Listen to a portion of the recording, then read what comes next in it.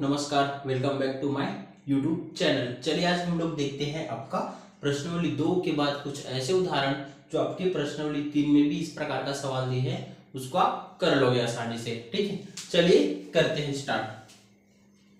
ये हो जाएगा आपका हल। पहले सवाल को अच्छे से पढ़िए। क्या बोला गया? एक आयताकार खेत का परिमाप 82 मीटर है तथा उसका क्षेत्रफल 400 वर्ग मीटर है। खेत की चौड़ाई ज्ञात करना है। ठीक है, अब हमें जो पता नहीं रहता उसको क्या करते हैं, मानते हैं। तो लिखोगे माना आयताकार खेत की चौड़ाई x है। तो ठीक है, यहां पे अब आयताकार खेत का परिमाप कितना दिया हुआ है? 82 मीटर। ठीक, अब आयताकार खेत का परिमाप होता है आपका 2 लंबाई प्लस चौड़ाई, ये हो जाएगा आपका 82। ठीक है जी, ये दो को पक्षांतर करोगे तो आपका बचेगा यहाँ पे लंबाई प्लस चौड़ाई को क्या माना हमने? x। तो ये हो जाएगा 82/2। आपका ये हो जाएगा 2 चौके 8 और ये 2 एकम 2, अर्थात कहने का सिंपल अर्थ है आपका लंबाई का जो मान है कितना हो जाएगा यहाँ पे? लंबाई प्लस चौड़ाई कितना है? 41। तो आपको सिर्फ लंबाई बस निकालेंगे तो क्या होगा? 41 माइनस x। ठीक है, अब यहाँ पे लिखिएगा प्रश्नानुसार आयताकार खेत का क्षेत्रफल, ये हो जाएगा आपका कितना दिया हुआ है? 400 वर्ग मीटर। लंबाई गुणी चौड़ाई, लंबाई गुणी चौड़ाई, ये आपका 400। लंबाई का मान है आपका 41 माइनस x, चौड़ाई का मान है आपका x। ये गुणा है, ये x है। ये हो जाएगा आपका 400। अब इसका गुणा कर दो, ये हो जाएगा आपका x, 41 माइनस x बराबर 400। समझ में आ रहा है ना? उसके बाद इस x का गुणा 41 से करोगे तो 41x और x का गुणा x के घात 2। इस x का पहले 41 से होगा, फिर इसका इनसे होगा, बराबर में कितना है जी आपका? 400। ठीक है, चलिए आगे देखिए। अब क्या होगा? ये 400 को हम इस तरफ पक्षांतर करेंगे तो हो जाएगा माइनस x के घात 2 प्लस 41x और ये हो जाएगा माइनस 400, बराबर में क्या आएगा? 0। यहाँ पे हम x के घात को घात के घटते क्रम में जमाया है। ठीक है, अब यहाँ पे देखिएगा ध्यान से, माइनस को ले लो कॉमन, क्या बचेगा अंदर? x के घातों प्लस जो है 2 माइनसों से मिलके बने होते हैं। एक माइनस जब निकल जाते हैं तो अंदर एक माइनस बच जाते हैं और ये माइनस पूरा निकलता है तो ये प्लस आपका 400, बराबर में क्या बचा जी? 0। ठीक है, ये माइनस पक्षांतर होकर इसके नीचे चला जाएगा, लेकिन 0 से किसी से भाग करोगे तो आपका 0 ही आता है। तो आपका फाइनल समीकरण x के घात 2 41x प्लस 400। अब यहाँ पे हमें यहाँ पे सोचना है कि दो संख्याओं को गुणा करने पे 400 आना चाहिए और जोड़ने घटाने पे 41। ठीक, चलिए करते हैं। ये हो जाएगा x के घात 2 माइनस, यहाँ पे हो जाएगा 25 और 16, ऐसे दो संख्या है और 25 और 16 को जोड़ोगे तो आपका 41 भी आ जाएगा, क्योंकि हो जाएगा 16 पंचे 80 का, 0 हासिल है 8, 16 दूनी 32 और 8 40, ये हो जाएगा आपका 400 बराबर 0। ये हो जाएगा x के घात 2 माइनस 25x प्लस माइनस का माइनस 16x और ये हो जाएगा आपका 400 बराबर में क्या आएगा जी 0। अब देखो अगला पद, इन दोनों में हमें उभयनिष्ठ देखना है। उभयनिष्ठ क्या हो जाएगा ये x, तो ये डबल x रहता है तो एक x निकल गया और इसमें से x निकल गया तो सिर्फ संख्या बचा x माइनस 25, ये हो जाएगा x माइनस 25। अब तीसरा पद में देखिए x तो है, क्या चाहिए 16 और ये माइनस बराबर 0। ठीक है, अब यहाँ पे ध्यान से देखिए, एक बार कोष्टक के अंदर वाले को ले लो और एक बार कोष्टक के बाहर वाले को ले लो, ये क्या हो जाएगा आपका 0। अब इसको दो बार तोड़ दो, x माइनस 25 बराबर 0 या x माइनस 16 बराबर 0, तो आपका x का मान आ जाएगा 25 क्योंकि माइनस का पक्षांतर क्या हो जाता है प्लस, और यहाँ पे x बराबर कितना हो जाएगा आपका 16। ठीक है, तो x कितने मान निकल रहे हैं हमारे पास 2। ठीक है, x क्या था हमारे क्या माना था चौड़ाई, देखिएगा यहाँ पे, अतः आयताकार खेत की चौड़ाई 16 मीटर तथा लंबाई 25 मीटर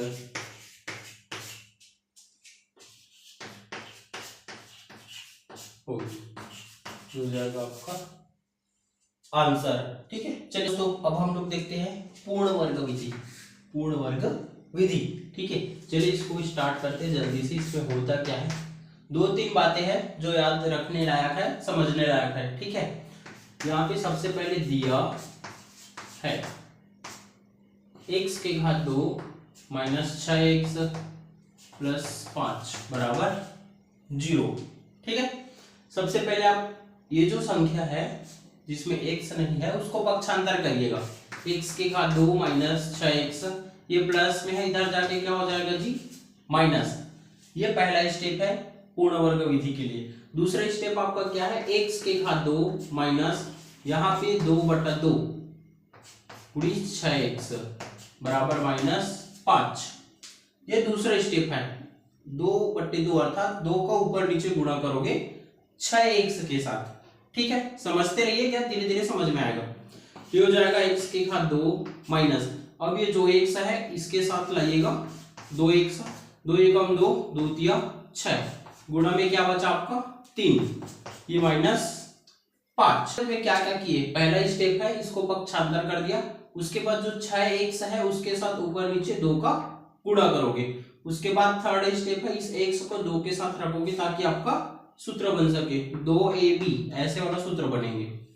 इतना समझ में आ रहा है ना, इतना समझ में। अब इसके बाद देखिए यहाँ पे समीकरण की दोनों पक्षों में 2x के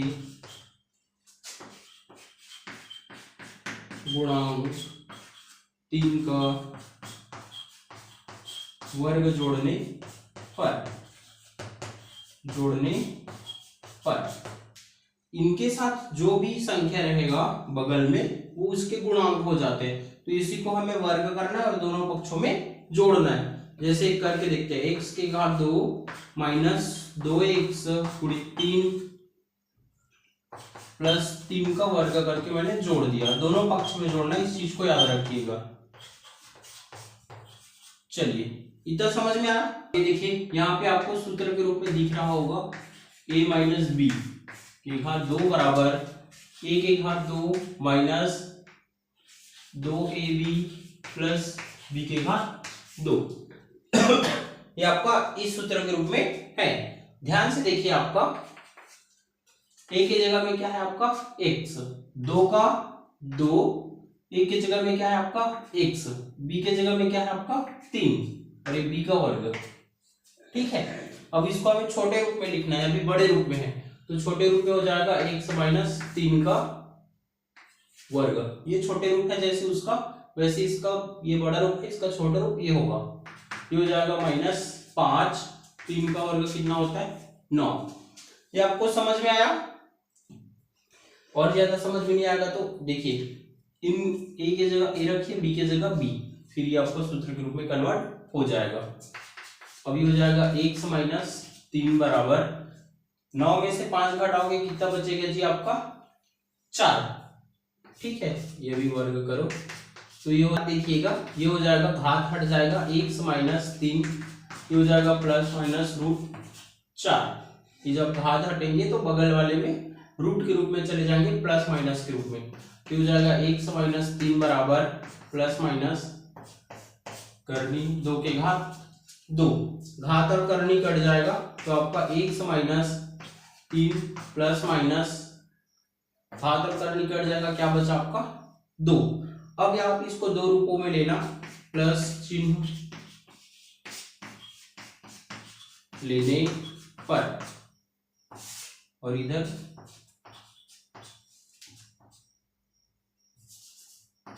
ऋण चिन्ह लेने पर। चलो ध्यान से देखिएगा, प्लस लेते हैं, x माइनस 3 बराबर आपका 2, ये वाला नहीं बदलेंगे, हमेशा ये वाला ही बदलेंगे। ठीक है, तो ये हो जाएगा आपका x, ये माइनस है, इधर आके क्या हो जाएगा जी? प्लस, तो 2 + 3, तो x का फाइनल वैल्यू कितना निकला? 5। इधर देखिए, ये हो जाएगा x माइनस 3 बराबर -2, ये हो जाएगा x बराबर -2, ये माइनस है, प्लस हो जाएगा, x का वैल्यू निकला आपका 1। ठीक है, तो पूर्ण वर्ग विधि में इसी प्रकार का हल करते हैं। आपको सूत्र के रूप में लाना है इस प्रकार का, माइनस वाले हो या प्लस वाले। इतना समझ में आया? सवाल दिया है। ठीक है, आपका हमने एक वर्ग विधि होता है, एक पूर्ण वर्ग विधि। पूर्ण वर्ग विधि का उपयोग कब करते हैं? जब समीकरण जो है मध्य पद तोड़कर हल करने के बाद नहीं बनते हैं। ठीक है, मान तो आएंगे दो ही, x का मान। चलिए इसको हल करते हैं। हल दिया है x के घात 2 minus 5x minus 5/2 x minus 3 बराबर 0। आपका पहला स्टेप क्या है? जिसमें x नहीं लगा है पक्षांतर कर दो, 5/2 x बराबर 3, ये माइनस है, इधर आके क्या हो गया? प्लस। दूसरा स्टेप क्या है आपको? जिसमें x है उसमें ऊपर नीचे किसका गुणा करोगे? 2 का, गुणी 5/2 x बराबर 3। तीसरा स्टेप क्या है आपका? जो x होता है इस 2 के साथ चले जाता है, तो हो गया 2x। अब इसके जगह क्या बचा आपका? 1/2। ठीक है, ये 2 चले जाएंगे तो इसके जगह क्या बचेगा? 1, और ये हो जाएगा 5/2 बराबर 3। ठीक है, इस 2x के बाद जो भी संख्या बचता है उसको आपस में गुणा करना रहता है। ये हो जाएगा 2x, ये हो जाएगा 5 एकम 5, और नीचे 2 दूनी 4 बराबर 3। ठीक है, इतना समझ में आया? अब यहाँ पे लिखिएगा समीकरण की दोनों पक्षों में 2x के गुणांक 5/4 का वर्ग जोड़ने पर x की घात 2 माइनस 2x गुणी 5/4, और ये हो जाएगा आपका प्लस 5/4 का वर्ग, और ये हो जाएगा आपका 3 + 5/4 का वर्ग। ठीक है ना?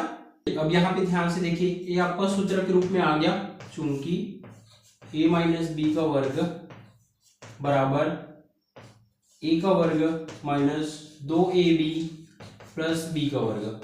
सेम आपका इस रूप में फैला हुआ है, यहां से यहां तक देख लीजिए। ये हो जाएगा a का वर्ग, फिर ये 2, फिर ये a, फिर ये b और ये b का वर्ग। तो ये इस बड़ा रूप का ये छोटा रूप है, वैसे ये बड़ा रूप है, इसका छोटा रूप हो जाएगा x माइनस 5/4। a और b लिया है तो a के जगह x था और b के जगह 5/4 और इसमें लगा दो आप वर्ग और बस इधर को हल करना है। ये हो जाएगा 3, 5 का वर्ग होता है जी 25 और 4 का वर्ग होता है 16। यहाँ पे ये हो जाएगा आपका x माइनस 5/4 2। यहाँ पे देखिए इसके नीचे कुछ नहीं, मतलब हम क्या मान के चलते हैं, 1 बटे बनाने के लिए। तो हो जाएगा 3 × 16 और ये हो जाएगा आपका 25 एकम 25 और नीचे आ जाएगा 16 एकम 16। ठीक है।